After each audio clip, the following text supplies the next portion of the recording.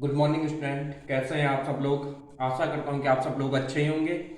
और आप सब लोगों से माफ़ी चाहता हूं एक बार फिर से, क्योंकि मैं आप बड़े दिनों बाद आपको एक वीडियो देने जा रहा हूं। और मेरी कोशिश रहेगी कि जो भी मैं आपको इस वीडियो में पढ़ाऊं वो आपको अच्छी तरीके से समझ में आए और आपके आगामी जो भी एग्ज़ाम है उन एग्ज़ामों में आपके अच्छी तरीके से काम आए। ठीक है। तो जैसा कि आप सब लोगों को पता है कि अभी आखिरी टाइम हमने क्या पढ़ा था, आपके संविधान सभा की बैठकों के बारे में अध्ययन किया था।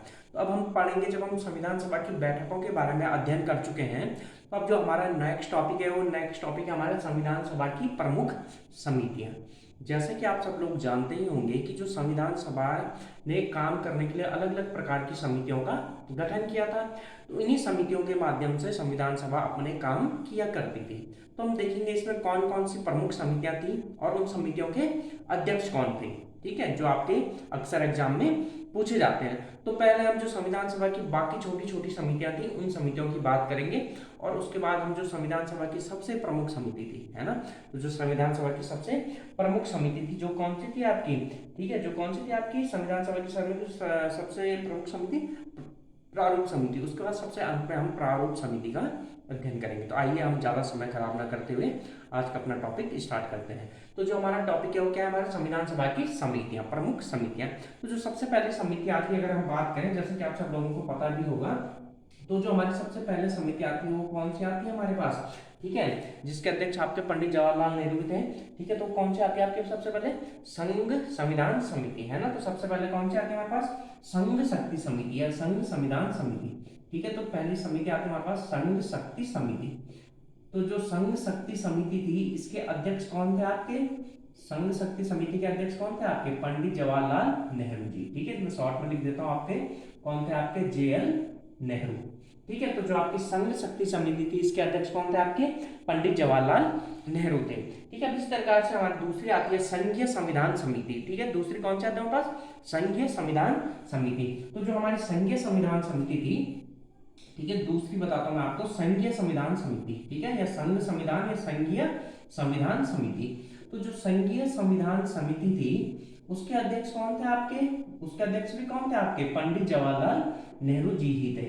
तो आपको दो याद रखनी है, जहां पे भी आपको संघ दिखे, ठीक है, संघ शक्ति समिति, तो उसके अध्यक्ष भी कौन थे आपके, नेहरू जी थे। और संघीय संविधान शक्ति थी उसके अध्यक्ष भी कौन थे आपके, नेहरू जी ही थे। अब जो तीसरी आती है हमारे पास, ठीक है, तीसरी आती है हमारा प्रांतीय संविधान समिति। ठीक है, तीसरी समिति कौन सी आती है इंपॉर्टेंट हमारे पास, प्रांतीय संविधान समिति। तीसरी जो इंपॉर्टेंट समिति है वो है हमारे पास प्रांतीय संविधान समिति। तो जो हमारे पास प्रांतीय संविधान समिति थी, तो जो प्रांतीय संविधान समिति के अध्यक्ष कौन थे आपके, सरदार वल्लभ भाई पटेल जी। कौन थे आपके, पटेल जी थे आपके। ठीक है, सरदार वल्लभ भाई पटेल जी कौन थे आपके, जो आपकी प्रांतीय संविधान समिति थी उसके अध्यक्ष कौन थे आपके, वो थे आपके सरदार वल्लभ भाई पटेल जी, आपके प्रांतीय संविधान समिति के अध्यक्ष थे। वैसे भी आप इसको इस तरीके से याद रखते हैं, जो आपका संघ में मुख्य पद था, यानी जो प्रधानमंत्री थे वो कौन बने थे आपके, नेहरू जी बने थे। तो नेहरू जी ने जितने भी संघ से संबंधित समितियां थी उनको अपने पास रखा। और जो राज्यों का आपको पता होगा कि भारत में विभिन्न रियासतों का विलयनीकरण किसने करवाया, आपको नेहरू जी ने करवाया। तो इसलिए प्रांतों से संबंधित जो संविधान समिति थी उसके अध्यक्ष कौन थे आपके, सरदार वल्लभ भाई पटेल जी थे। ठीक है, अब तीसरी आती है हमारे पास, जो अगली समिति आती है वो आती है हमारे पास मौलिक अधिकारों की समिति। ठीक है, अगली समिति कौन सी आती है हमारे पास, मौलिक अधिकारों की समिति। तो जो हमारे पास मौलिक अधिकारों की समिति थी उसके अध्यक्ष कौन थे हमारे पास, पटेल जी ही थे। ठीक है, तो अगली इंपॉर्टेंट समिति आती है जो हमारे पास थी वो थी आपकी मौलिक अधिकार समिति। ठीक है, मौलिक अधिकार समिति। तो जो मौलिक अधिकार समिति थे, तो मौलिक अधिकार समिति के अध्यक्ष भी कौन थे हमारे पास, सरदार वल्लभ भाई पटेल जी ही थे। ठीक है, तो ये इतनी बात आपकी समझ में आ गई होगी, आशा करता हूँ। जो चार इंपॉर्टेंट समितियां पहले आपकी समझ में आ गई होंगी। अब देखिए इसके बाद आपकी एक और अगली समिति आती है, पांचवी समिति, जो क्या है आपकी मौलिक अधिकारों की उप समिति। ठीक है, शब्दों पर ध्यान दीजिए क्या कहना चाह रहा हूं मैं। ठीक है, तो जो ये समिति थी ये क्या थी आपकी मौलिक अधिकारों की समिति थी। तो इसके अध्यक्ष कौन थे आपके, सरदार वल्लभ भाई पटेल जी थे। अब जो अगली समिति मैं कह रहा हूं, अगली समिति में क्या कह रहा हूं, मौलिक अधिकारों की उप समिति। ठीक है, तो जो हमारी मौलिक अधिकारों की उप समिति थी उसके अध्यक्ष कौन थे हमारे, आचार्य JB कृपलानी जी थे हमारे। ठीक है, कौन थे हमारे पास, JB कृपलानी थे। तो पांचों आपसे कई बार पूछता है कि मौलिक अधिकारों की उप समिति। ठीक है, तो मौलिक अधिकारों की उप समिति। तो देखो जो आपकी मौलिक अधिकारों की उप समिति थी उप समिति लिखा है, ठीक है। अब ये समिति नहीं है आपकी, क्या है, उप समिति। तो जो आपके मौलिक अधिकारों की उप समिति थी, इस उप समिति के अध्यक्ष कौन थे आपके, जेबी कृपलानी जी, ठीक है, आचार्य जेबी कृपलानी जी थे, ठीक है, ये आपको याद रखना है। और अगली आती है आपकी अल्पसंख्यकों के अधिकारों की उप समिति, ठीक है। कौन सी कहा मैंने, आपके अल्पसंख्यकों के उप समिति, ठीक है, अल्पसंख्यकों हेतु उप समिति, अल्पसंख्यकों हेतु उप समिति। तो जो हमारी अल्पसंख्यकों हेतु जो उप समिति थी, इसके अध्यक्ष कौन थे आपके, जो हमारी उप समिति, ठीक है, जो अल्पसंख्यकों हेतु हमारी उप समिति थी, इस समिति के अध्यक्ष कौन थे हमारे पास, ठीक है, जो हमारे पास इसके अध्यक्ष थे वो थे हमारे पास एच.सी. मुखर्जी जी, ठीक है, डॉक्टर एच.सी. मुखर्जी जी। तो ये कौन थे हमारे पास, ठीक है, ये किसी के हमारे पास अल्पसंख्यकों की जो उप समिति थी, उस समिति के अध्यक्ष कौन थे हमारे पास, एच.सी. मुखर्जी थे। ये भी आपको याद रखना होगा, ठीक है। जो आपकी अगली इंपॉर्टेंट समिति आती है वो कौन सी आती है आपकी, प्रक्रिया और संचालन समिति। एक मिनट, आपको दिखाई दे रहा होगा यहाँ तक, आशा करता हूँ, ठीक है, एक मिनट में चेक कर लूं, दिखाई दे रहा है आपको, बिल्कुल, ठीक है। जो अगली इंपॉर्टेंट समिति आती है हमारे पास, नियम और प्रक्रिया समिति, ठीक है। जो अगली इंपॉर्टेंट समिति हमारे पास आती है वो कौन सी हमारे पास, नियम और प्रक्रिया समिति, ठीक है, नियम, और दूसरी कौन थी, दो समितियां, एक तो नियम समिति थी और दूसरी प्रक्रिया समिति। इन दोनों को मैंने एक साथ ही लिख दिया क्योंकि इन दोनों के अध्यक्ष कौन थे हमारे पास, डॉक्टर राजेंद्र प्रसाद जी थे, ठीक है। इन समितियों के अध्यक्ष कौन थे हमारे पास, डॉक्टर राजेंद्र प्रसाद जी थे, डॉक्टर राजेंद्र प्रसाद जी। तो इसलिए मैंने क्या लिख दिया, इन दोनों को एक साथ लिख दिया। यानी जो संविधान सभा के लिए विभिन्न कार्यों के करने के लिए जो नियम बनाती थी उसको क्या कहा जाता था, आपका नियम समिति कहा जाता था। उसके अध्यक्ष कौन थे आपके, डॉक्टर राजेंद्र प्रसाद थे।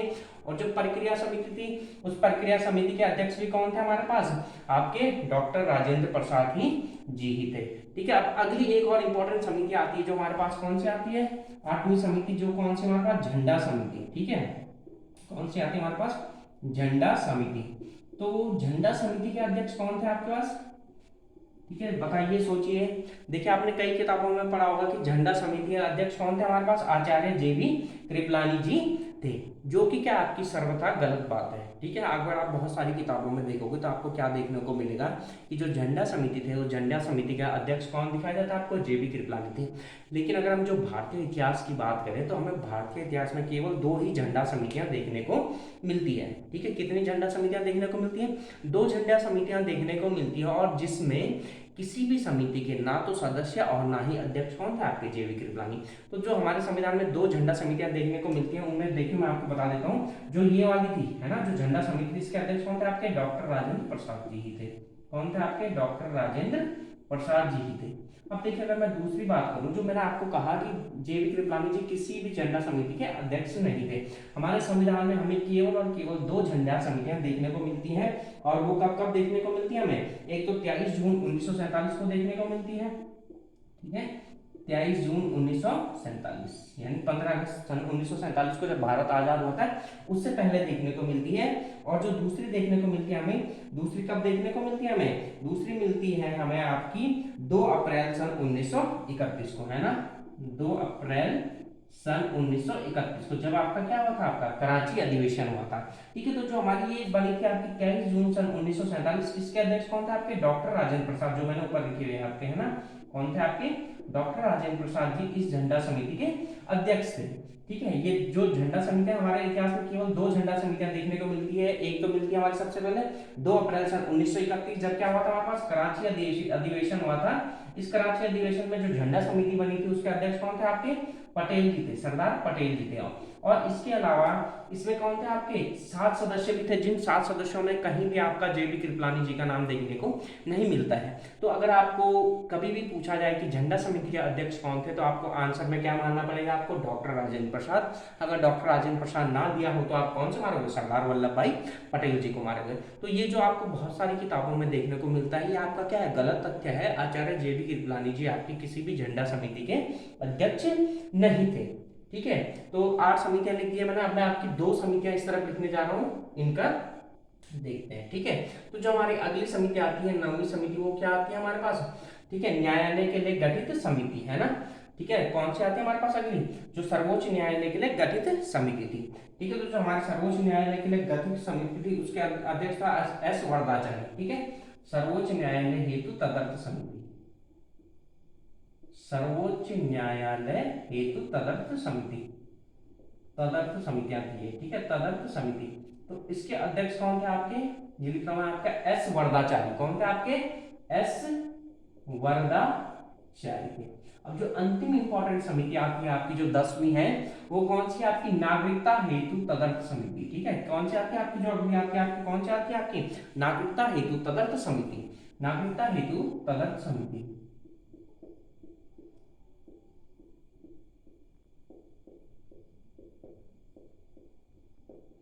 जो इसके अध्यक्ष थे, इसके अध्यक्ष भी कौन थे आपके, एस वरदाचार्य ही इसके अध्यक्ष थे। तो देखिए ये आपकी जो संविधान सभा थी उनकी 10 मुख्य समितियां थी। पहली कौन सी कही मैंने आपकी, संघ शक्ति समिति, ठीक है। जितने भी आपको संघ शक्तियां देखने को मिलेगी उनके अध्यक्ष कौन होंगे आपके, पंडित जवाहरलाल नेहरू जी होंगे, ठीक है। तो जो कहते हैं आपकी संघ शक्ति समिति, उसके अध्यक्ष कौन थे आपके, पंडित जवाहरलाल नेहरू जी थे। अगली कौन सी थी हमारे पास, संघीय संविधान समिति, उसके अध्यक्ष भी कौन थे आपके, पंडित जवाहरलाल नेहरू थे। और जो आपकी प्रांतीय संविधान समिति थी उसके अध्यक्ष कौन थे आपके, सरदार वल्लभ भाई पटेल जी थे। और जो मौलिक अधिकारों की समिति थी उसके अध्यक्ष भी कौन थे आपके, सरदार वल्लभ भाई पटेल जी थे। अब जो अगला देखिए, मौलिक अधिकारों की उप समिति, कौन सी बात की, मौलिक अधिकारों की उप समिति, तो इसके अध्यक्ष कौन थे आपके, आचार्य JB कृपलानी जी से थे, ठीक है। और अल्पसंख्यकों हेतु जो उप समिति थी उसके अध्यक्ष कौन थे आपके, HC मुखर्जी थे। और जो अगली 2 समितियां थी आपकी, नियम और प्रक्रिया समिति, उसके अध्यक्ष कौन थे आपके, डॉक्टर राजेंद्र प्रसाद जी थे। और जो अगली समिति आती है आपकी कौन सी, झंडा समिति। इस अब मैंने आपको बताया झंडा समिति के अध्यक्ष कौन थे आपके, डॉक्टर राजेंद्र प्रसाद जी थे, जो कि आपको कई किताबों में JB कृपलानी देखने को मिलता है, जो कि क्या आपका सर्वथा गलत है।